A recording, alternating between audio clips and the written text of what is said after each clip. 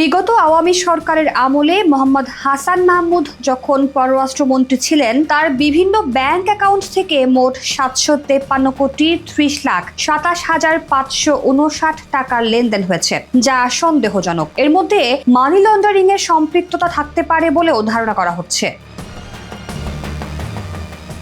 বর্তমানে সাবেক পররাষ্ট্রমন্ত্রী মোহাম্মদ হাসান মাহমুদ, তার পরিবার এবং তাদের প্রতিষ্ঠানের নামে ৭৭টি ব্যাংক অ্যাকাউন্ট রয়েছে। এসব অ্যাকাউন্টে ২৪,৬৫,৪১,৯৫৮ টাকা জমা রয়েছে।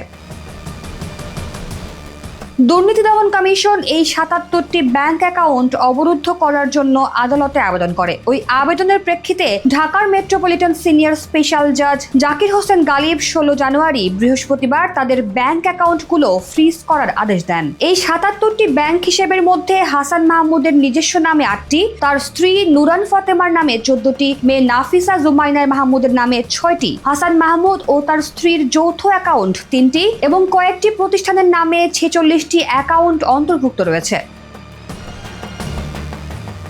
দুদক জানিয়েছে, তদন্ত শুরু হওয়ার পর থেকে হাসান মাহমুদ এবং তার পরিবার তাদের ব্যাংক অ্যাকাউন্ট থেকে টাকা তুলতে চেষ্টা করেছেন। যদি এই টাকা তোলা এবং স্থানান্তর বন্ধ না করা হয় তবে তা হারিয়ে যেতে পারে এবং রাষ্ট্রের ক্ষতি হতে পারে। তাই আদালত এই হিসাবগুলো অবরুদ্ধ করার সিদ্ধান্ত নিয়েছে, যাতে অবৈধভাবে অর্জিত টাকা রক্ষা করা যায় এবং রাষ্ট্রের স্বার্থ সুরক্ষিত থাকে।